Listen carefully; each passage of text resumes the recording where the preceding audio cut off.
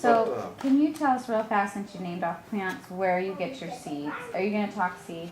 No, but you can get them anywhere.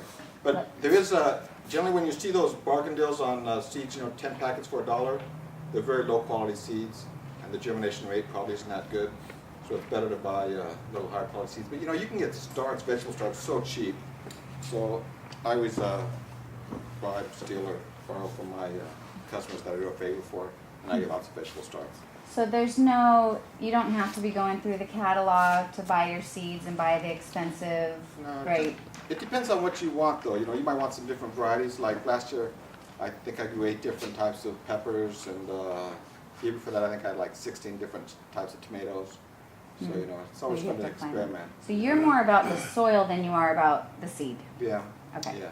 But varieties are important, especially if you have a favorite, or, some varieties are, have qualities that another one doesn't, Sure. Pest resistance or something like that, more tolerant of alkaline soils, which we have around here.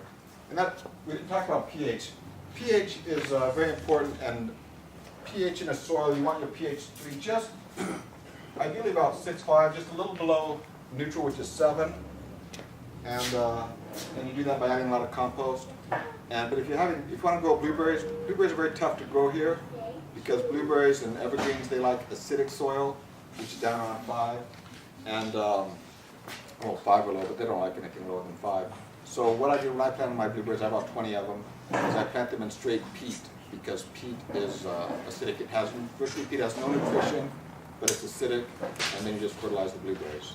And if you plant them, I actually planted them in wood fiber pots in the ground, and the wood fiber pots eventually decompose. And then I add the orange peels to keep it acidic, and then I test it every once in a while and spray some acidic stuff down in it. Anyway, so pH is important to have your garden. Garden ideally is 6.5. You think it'd be neutral, but it's just a little acidic for most plants. And Is that for all berries or just blueberries? Just blueberries like acidic. The others like basically just slightly below neutral. Okay, next one is pests.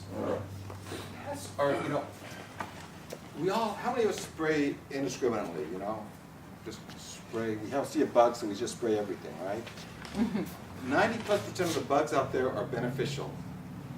And so it's kind of like your lawn. When you have one dandelion in your lawn, right? So what do? You go get some weed and feed fertilizer. And you're putting this poisonous weed killer down over your entire lawn, and on the sidewalk, and in the gutters, and everywhere, to kill one dandelion. Same thing, we have one grasshopper or 3 grasshoppers, so we go out this hose and go stuff. You hook to the end of the hose and spray the whole yard with this poison to kill 3 grasshoppers and 800 million beneficial bugs. So generally the way to do it, just get a trigger sprayer and spray them with that if you see something bad. But also, or you can get biologicals. Like this year I got some praying mantis egg sacs, which I stuck around my yard. Praying mantises are awesome, except a bird came and ate one of the sacks. Oh, darn it. But I didn't hide it well enough. But there's all sorts of beneficial. So every time you think of a bug, realize, is this a beneficial or a bad bug? And chances are, if you don't know, it's a beneficial, because 90+% of the bugs out there are beneficials. So.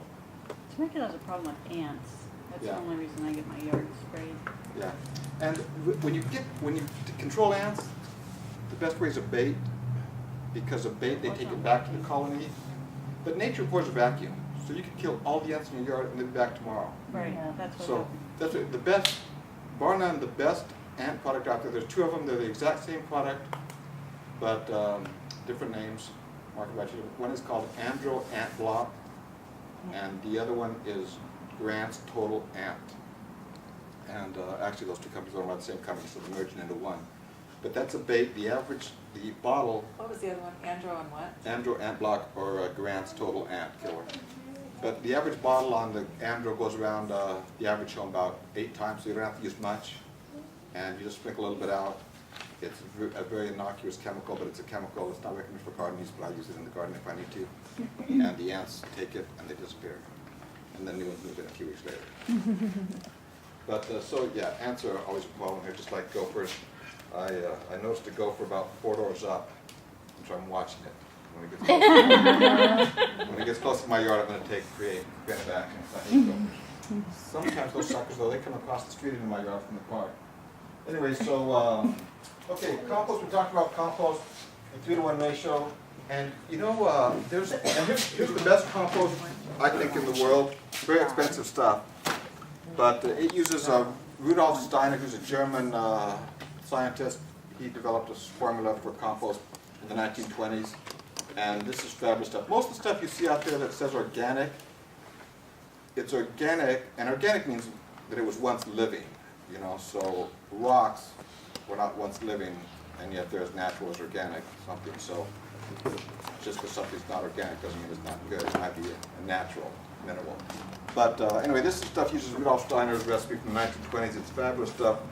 And the good thing about this, it's actually grown on an organic farm, and every input to the animals is organic, and therefore the outputs are beyond organic, or what they call biodynamic. And this stuff is really alive, and it's fantastic. If you look at that, it has no scent. You cannot tell what the source ingredients were, and so it's finished good compost. And their farm, they do not do any fertilizing. All they do is use their own compost, and they use compost tea. And actually, I think I have a bag of compost tea here. Compost tea is phenomenal. It's like fishing kelp, because I have stuff for everyone here. So Is that for Brad too, with compost? yeah, and in fact, I'll find it. Anyway, you can make compost tea out of almost a lot of stuff, but compost tea has amazing benefits. It feeds, plus it also protects from insect and diseases. So, I mean, ideally, in a perfect world, just feed your plants compost and spray them with compost tea, and that's all they need. Since we don't live in a perfect world. What is compost tea? Compost tea is you take, for example, this stuff, and they actually have a compost tea, and eventually I'll find the bags in there. And they basically you take a tea bag, and you, by the way, these are all for you guys, so when you're done, you can come up and grab something. But you have to ask me a question. I thought I put some in here. What are you pulling out? Oh, just all sorts of junk. And I want to take some things home. Nice. Well, I'll tell you what it is. Oh, here's one.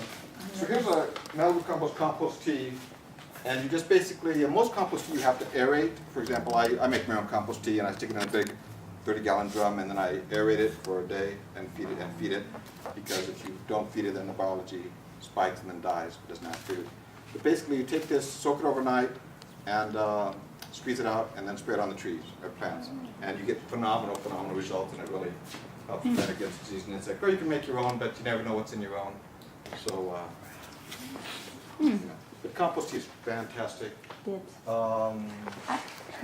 Can you liquefy? My brother's garden, he gets amazing fruit, and they just liquefy the manure. Is that Yeah. okay to do? That's Is that kinda kind of like a tea? Yeah, that's kind of like a tea. Okay. Especially if it's not fresh manure. You know, they let it sit for a while. Yeah. And then that becomes a compost, basically. Okay. Yeah, and I talk about vermiculture. Vermiculture is just composting with worms, where I have these 3 things that stack, and I put stuff in there, and the worms eat it and multiply and have a great colony. I have all 10,000 of them named. No. I just did. Anyway, but so compost will solve any soil problem, but good compost, because a lot of compost, if you go buy compost and you open the bag and it stinks, or you can tell what the source material is, you know it's not finished compost. And you want a lot of, in the gardening, organic gardening, you'll hear a lot of words like humus, not humus, although it's about the same. But humus is where the life and the biology of the soil starts. And that's what you want in your soil. And this stuff is humus. So where do you buy that? That Hydro Shop will be carrying it soon. I'm trying to think here in Temecula, I don't know. Hydroscape. Hydroscape carries it. I don't know if one in Temecula carries it, but they can transfer it to another store. And they probably have the best price on it because they buy it in large quantities. Hydroscape. Yeah, it's all expensive stuff. What do they have, sorry? This Malibu compost. Oh. Which, I mean, it's expensive stuff, but it is the best for fixing your soil and treating your, I mean, if you can just put that down, that's all you'd have to do for your plant. Is there a place in San Diego you recommend? My favorite places in San Diego are City Farmers, which is kind of a scary part of town, but Bill there's the right character. He's not a big fan of Malibu compost, but he doesn't like new stuff. And El Plantillo Nursery I like there in Escondido. They're my 2 favorite nurseries in there. There's a nice one just up here, if you don't, that has really good prices. Roseland Nursery in Rainbow. But I like all industries except Armstrong. No, I like Armstrong. I used to work there, but they're expensive. And anyway, so